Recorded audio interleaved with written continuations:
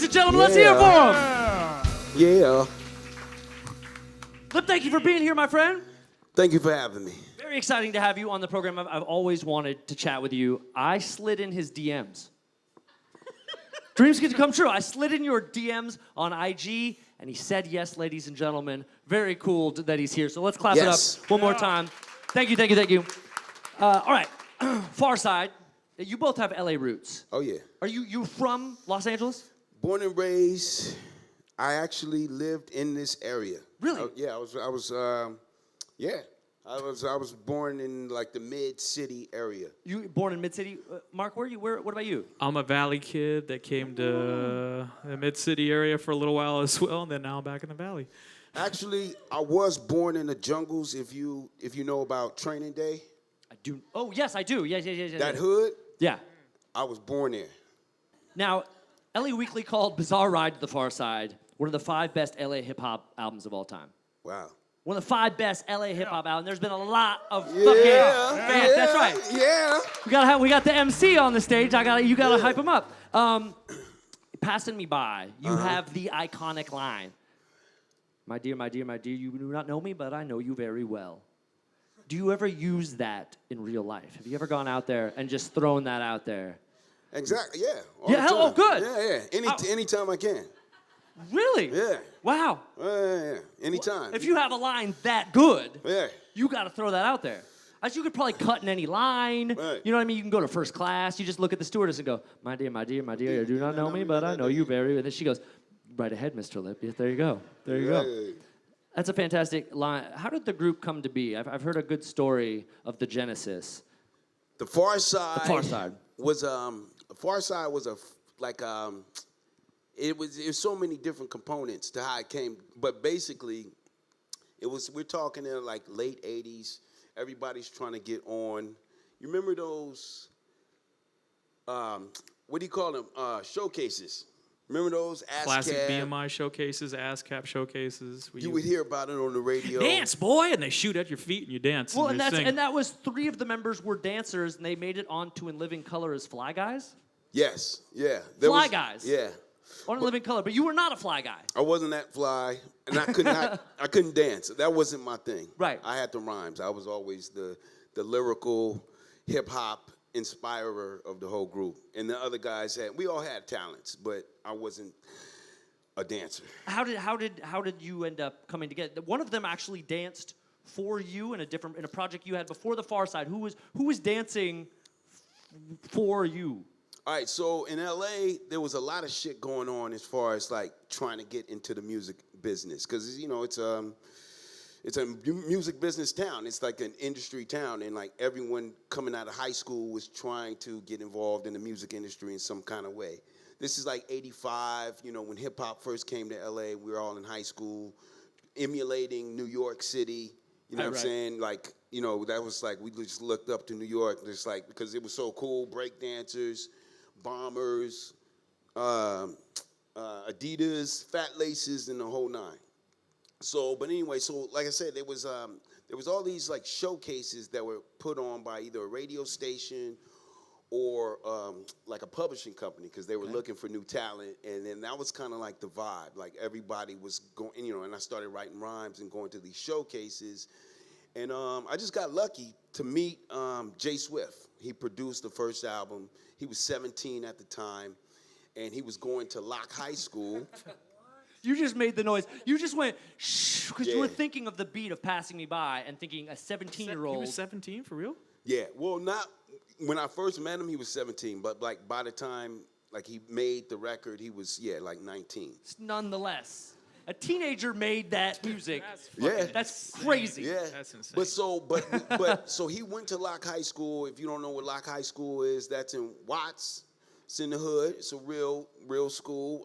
But his music teacher at that school was a man named Reggie Andrews. Reggie Andrews was a producer for the Dazz band and oh yeah, like the Dazz band, and then he was like a music producer, music lover, music arranger. He worked with Rick James, everybody at Motown. Reggie was at Locke? Oh yeah, he was a teacher. He's a teacher at Locke. wow. Jay Swift. All right, so we talking about Jay Swift. We're going right? down memory lane right now. But here's the thing. All right, so no, because this is crazy. Because this is crazy. When I met Jay Swift at one of the showcases, and he had a group that was in the showcase. He was producing the music for this group. He saw me rap, and he was like, "Yo, man, you're dope. I got a studio." I'm like, "All right, whatever." He's 17. I didn't think anybody that was 17 had a studio because it was like, when you look on TV, it's like everybody's like Russell Simmons and stuff like that. Right. You just think he's bullshitting. I thought he was bullshitting. Right. Threw the number away. Because I thought he was bullshitting. 2 days, 3 days later, my girlfriend, Sherry, she's all over the album, Sherry's Little Car. I don't know if you ever heard. Yeah, She's all over. She's talking to her friend who's just staying at the house. She's talking about some guy who was trying to get into her pants by showing her this studio. And then I don't know why I was listening to the conversation. And come to find out, it was the same dude. All right. I'm like, yo. So I was like, he was like, yeah. He was like, he tried to take me to the studio. I was like, you really had a studio? It was like, it was equipment and everything. He was like, yeah. Do you have the number? She gave me the number. I went to the studio, and then, like, real talk, like, that's how this shit happened. That's crazy. Yeah, and it was Reggie's house. Yeah, it was Reggie's house basically, and he had a studio, and it was at, like, and we had meetings every Monday. Wait a second. So your music teacher had a house where Jay Swift, who made the beats for Bizarre Ride, had a music studio. Yes, and it wasn't. Where does Amani Booty Brown? They and Slim came Kid Trey to. come They in? were at this place. They were just kicking it there. Well, because it was a workshop, basically. Okay. He was basically trying to do what from Motown. Why am I not thinking of the main guy from Berry Motown? Gordy? He was basically trying to be like Berry Gordy in the 90s because he didn't know about hip-hop, but he was been a musician for years, and he knew what the vibe, he knew something was coming. And he saw us, and he saw all we cared about. And what year do you think this is when you're workshopping? This is like 90. This is 1990. Yeah, this is okay. like 90s. And the record comes out in 92. So we were there for 2 years. We were there, and he just let us hang out. Okay, so it wasn't a house, but it was like a 6-unit apartment complex. All 2 bedrooms. He lived in one and rented out the other ones. And the other one, the last one, was where the studio was. 2-bedroom apartment with 2 studios, dance, mirror in the living room. And that's where we just stayed all day. And that's one day, we were just there. You just met him by chance, and so you guys vibed. We vibed, but he knew, he can see that, he knew hip-hop was on the rise. Right. And he knew, just as a black musician, he related to us because we were in our 20s, and he had probably been through that in his 20s.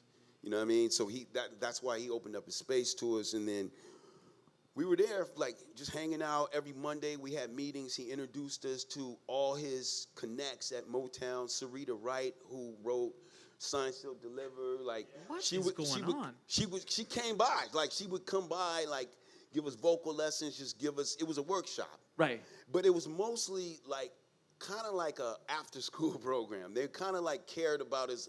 Not so much about the music, but just like, what are these The B-Boys and Girls Club. Yeah, pretty much. You know what I mean? Like that. Oh, yeah. Like You guys still here? Good. No, good, I good. like that. Thank you very much. That's good, Ross. That's good, Ross. That's why they give me the tire. Yeah, that's good. That was a Buzz. bizarre ride, Yeah. taking us down memory lane about Bizarre Ride. Yeah, because you just asked me, and then it was like. That's great. That's, thank you so much for that. One more thing. This over here, Newmark is over here just going. I'm blown. Like, Nah, yeah, but keep they- it going, It's the man. DuckTales mostly, but Last Yeah, thing. let's start it with that. Last thing. So Yes. one day, we were like, yo, we noticed you got these records downstairs in your garage. Can we go through them? Oh, stop. And that was every record on the album that Really? we found. Yeah. God. Every record came from his record collection. that's outstanding. Reggie Andrews. Come on, Reggie come on. Andrews. A legend. Wait, I mean. So if wait, you- wait. Shout out Reggie Andrews. You know, Let It Whip, right? Let It Whip, whip it, baby. Wait. So that was all Reggie's record collection? All of it. For the first album? Yeah, all of it. And And he gave it to Swift? Or did No, Swift he- inherit it, or he just used them just to produce? Nah, because we were already there, and then we just asked him. It was like, yo, fuck. What's up with these records? He's like, yeah, go ahead. Like they were just in his garage. They weren't in his house.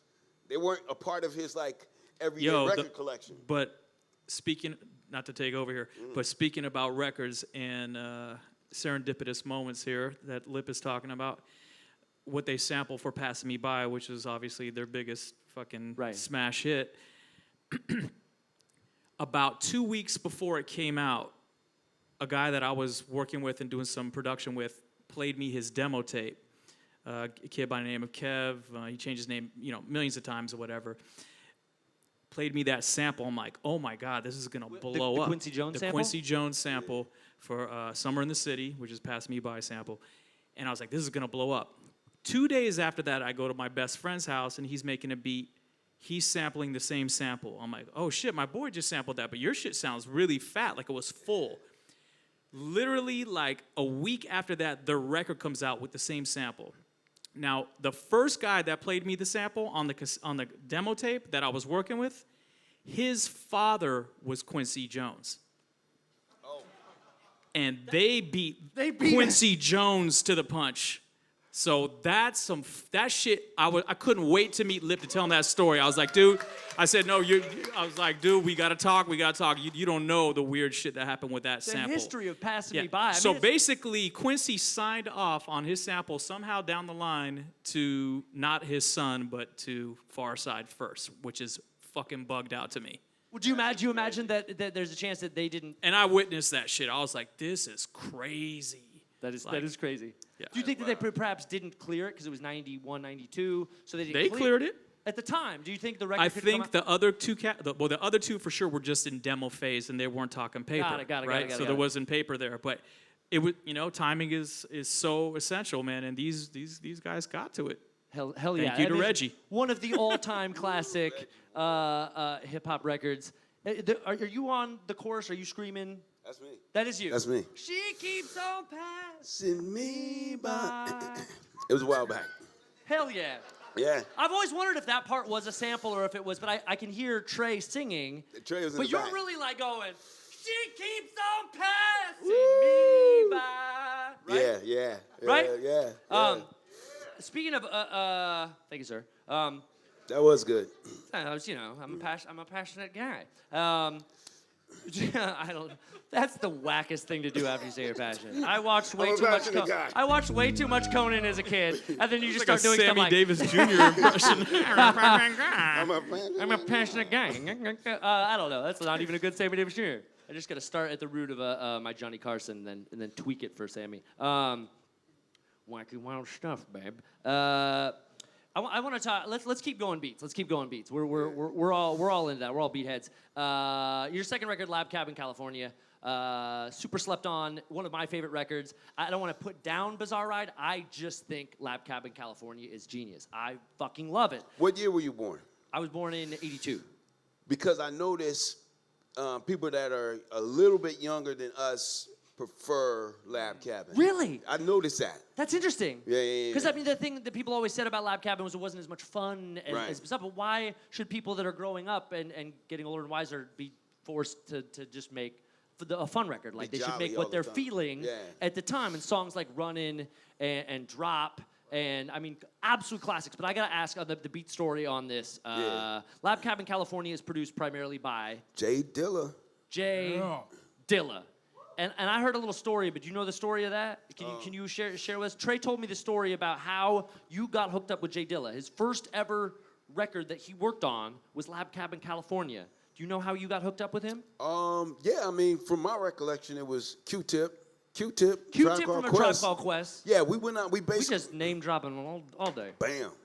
Nah, but like we went to New York to work on the second record because we wanted to like be hard. We kind of wanted to be more hardcore. Be hard. We didn't want to be jolly. That's what it was. All right. Like, we didn't. And then Q-Tip, we went out to work with everybody. Diamond D, more name drops. You know what I mean? Yeah, keep them coming, man. Keep them coming. This is fun. But yeah, I think Tip was busy at the time, so. Didn't know, had Tip producing on the record. He was busy at the time. I think so. Okay. Maybe even working on a Tribe record. Right. That was a kind of name drop a little bit. Yeah, no, kid, these are great. When you're a legend, you should drop all the names. You come with a bag, and you just pour out the names. Yeah. And then Mick Jagger had no. No, but McCartney walked in. Oh man.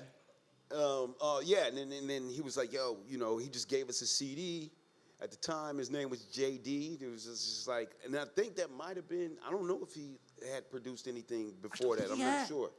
Trey had said something like J.Dilla had through like his cousin, had met Q-Tip. Or like he sort of had said, hey, pass these beats. He gave him a beat tape. But wait, you would know though. You know. Do you know? No, I'm Fat just. Cat. I was literally with my girlfriend Carla over there, and we have this weird hold on. thing where all for roads. Carla. Yeah. Name drop for Carla. All roads always seem to point to Fatlip, and I don't know what it is. Like we'll be at IKEA, we'll see Fatlip. Something will happen, and Yes. our homegirl knows Fatlip, or just. And it's happened like seriously. We're probably a good 8 to 10 times in now. So it's just like, okay, we're just meant to like hang out and talk shit and have fun with Lip. So, but when Dilla was working on that record, my group was downstairs before we were called Jurassic 5, trying to figure out how to make proper demos. And I remember hearing in ridiculous beats upstairs at Hollywood Way. Is that the name of the studio? Hollywood Sound. Hollywood Sound. Yeah. And I was like, that kid's beats were crazy. We were just all shaking our heads downstairs like that. I don't know what that was, but that kid has got it. Like, and I remember that it was like an early meeting. I remember you guys walking them out, like, all right, man, peace. Like, and we were just like, what the fuck is that, man? Their new album's gonna be crazy. Drop, when I was a teenager and I heard Drop and I saw the video, and I was a big Beastie Boys fan already, so that sample of Drop brought me, brought me into the record. And the visual of that, the music of that still blows my mind to this day. The backwards sounds, you made then a backwards video. Yeah. You made a Spike backwards Jonze. video. Shout out to Spike Jonze. Shout out to Spike Jonze 2 times. You've worked with was a Oscar name winner drop. Spike Jonze 2 times. Good Lord. This is the most name droppingest interview of all time. I lost my pen because we dropped so many names. You worked with Spike Jonze twice. You worked with him on the Drop video and the What's Up Fatlip video Yes, for the yes, solo. sir. You also made like a mini documentary with him. Yeah. You're out in the clown suit, Yeah. in the clown makeup. Yeah. Yeah. I won't go into No, detail. go ahead. Yeah. Well, no, I can relate. I was at this music festival called the Pickathon Music Festival, and I was Right. telling Newmark about that. I was saying, you get another record with Trey, you got to do this festival up in near Portland. And I shoot comedy videos for the festival, and I had this idea that I wanted to go out. We shoot one vid and just be dressed as a juggalo. So my friend and I, we juggaloed up, juggalo paint, face paint from the Insane Clown Posse. Yeah. We played totally off type though, and we were like, wow, this is the best. We're like having so much fun. There's great music. Everyone's being so nice to us. I haven't even been stabbed once this weekend, and so I can relate to being in the clown makeup and running around, and I had the best time. So Oh no, well, I no, have that my was cool. own little doc too. You've got yours. You were out in Hollywood, and you had the full getup. You were out doing the what? I love the What's Up Fatlip song.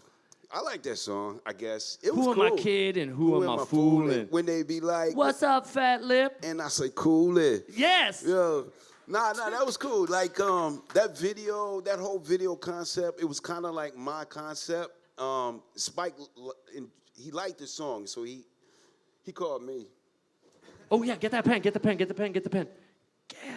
Yes. No, but and then what's funny is like I think he had a movie for an Oscar that year, and I thought it was gonna be like a major production when he did the video, and it was like he just came to the crib with his camera. He's weird. Like he likes the lo-fi stuff. Yeah. So he got in with like the Jackass guys. You're also in the first Jackass movie, sliding down the escalator. For all the millennials out there, Jackass. Now they're connecting, and yes, and so he shot like a lo-fi thing. But I get a gigantic kick out of it. Look at it when you get home. Yeah. I'll put this tape online tonight, and you guys can all go back for all the references. We'll have extensive footnotes on this interview. The footnotes, I know, the liner right? notes of these I know. interviews are so deep. Jesus I don't Christ. care. I'm having a good time. You guys having a good time? Yeah. When you get people, that are masters of their craft, that are legends, you have to talk on that. This is like a hip hop kind of like like a one of those symposium. shows like with the actors and like the. This is inside the hip hop studio. Yeah. Fuck yeah! I'm James fucking Lipton, Yeah. aka you can call me Ice-T. We gotta get you some blue cards now. You'll be good to go. The little blue. Oh, you fuck, son. I didn't even see the blue cards. That's crazy. Boom. Man, look out weekend. Yeah. Fatlip. Yeah. What's going to be new or next for you? Well, currently, no, okay. Yeah, the audience wasn't feeling it, or they were mesmerized by our inside the hip hop studio. Yeah, no, I'm working on some new shit. Yeah, you were just on a Portland band. Portugal the Man's Oh, new that's album. right. I had Mr. Lonely. You're on the track. Portugal the Man. Yeah, they Mr. are very Lonely. popular. They are very popular. And that was another Sammy Davis Jr. moment. Yeah. Very popular, babe. I actually, when you mentioned that this was like a Lollapalooza themed show, I was getting ready. I was like, damn, I got a story because I was at Lollapalooza with Portugal the Man. And I was supposed to perform, but I didn't, so I got tickets. You didn't perform? I didn't perform. Why? Because they decided not to. But Shit. yeah, but and then That was not a name drop. I was just throwing the pen because I was mad. Just to Right. clear. Go on. So long story short, I got left at Lollapalooza. Yeah. I got left at Lollapalooza. Hell yeah. But then I made my way back by lying to the production manager. This is after I slept like overnight at Lollapalooza and just like Wait, snuck my way. this one? The one that was like The 2 weeks last ago? one. Yeah, yeah. You were in Chicago a couple weeks ago. No. Did I say Lollapalooza? I'm nervous. Oh shit. It's okay. What? No, even better, Coachella. Oh, all right. It's Coachella. You maybe I got left at Coachella. you got left to Coachella. I got That's a lot straight- better than you getting left in Chicago. I was like, right. damn, they fucked you. That's some bullshit. That's some bullshit. Yeah. Coming back from India is not as tough to pull off. Yeah. Well, shit. Had you done Coachella before? Nah. You never done it before? No. I was there for Hologram Tupac. I got to see that. Oh, like have I done it? Like just gone? Just have you been? Oh yeah. I saw yeah. Prince. Well, that's the last one we can do. Good night, everybody. We were saying new stuff. You have stuff in the works? Yeah, kind of, but Okay. yeah. Well, I you're guess so. DJing. You're DJing this weekend, right? Are you DJing? Yeah. Tell the people where they can see you DJ. No. Okay. No. I Okay, got some well, shit. No, okay. I got some shit. All right. I got some shit. I'm doing some shit. Do it. Tell me. All right. So you know the Grab the another kombucha. Impossible Burger. Oh yes, I do. It's the vegan. Some of you guys know the Impossible Burger, not the typecast, but I'm okay, thanks. what is that? It's kombucha. Brew Dr. Kombucha. It's mint lemonade. Oh yeah, that's cool. I am the voice of the Impossible Burger. What? All right. That's fantastic. It is fantastic. That's a big fucking deal. It is kind of a big deal. Cheers to paying your bills. Yeah. The voice of the Impossible Burger. That only means that I did a Cheers. voiceover for a 90-second clip. But you can check it out on the Impossible Burger website. You got paid though. I got paid. Yes. Yeah. That's what we like. Hell yeah. Yeah. It's not bad. That's their slogan. As the voice, as the voice of Brew Dr. Kombucha, it's not bad. It's not bad. Let's hear it for the gentleman. Let's hear. Come on, everybody. Come on. Yeah. You gonna help me? You got little verses? What? If you do your verse, I'll help with the chorus. All right. We were talking about. I want him to do a song. You guys want to hear a song before? So the band knows Runnin, and I'm gonna help. Fatlip. I'm gonna let him get front and center. Maybe right, let's do it. maybe New will help me and Jaren's will help me with the chorus. I think we could help with the How chorus. y'all feeling tonight? Come on, buddy. Yeah, we're gonna do it like this. Shout out to Scroobius, Scroobius Pip. Shout out Scroobius Pip. Butt Banger,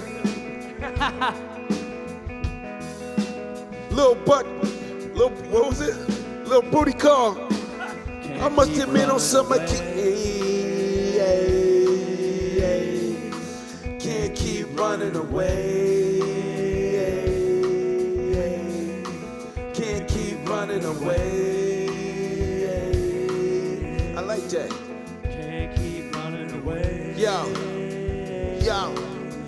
Yo. I must have been on some occasions. I went out like a punk or a chump or a sucker or something to that effect. Respect I used to never get, cause all I got was upset when niggas used to be like fool and try to sweat a nigga like the lip. For no reason at all, I can't recall them niggas rolling C's in my face. Down the hall and kicking it in the back of the school, eating chicken at 3. Wondering why's everybody. I tried to talk and tell him, chill out, ain't nothing to deserve this. But when it didn't work, I wasn't scared, just real nervous and unprepared to deal with scrapping, no doubt. My pappy never told me how to, yo. But now at 95, I must survive as a man on my own. Fuck around with Fatlip. Yes, you get blown. Yo, I'm not trying to show, no module is shown, but when it's on, then it's on. Can't keep running away. Yo, hey yo, who know the words, yo, sing it. Can't keep running away. Say what, say what? Can't keep running away. Hey, can't keep running away. We gonna break it down? Can't keep running away. Can't keep running away. Can't keep running away. Can't keep running away. Can't keep running away. Can't keep running away. Can't keep running away. Can't keep running away. Hey, one love, one love. Let's hear for Fatlip, come on! Yeah! No more?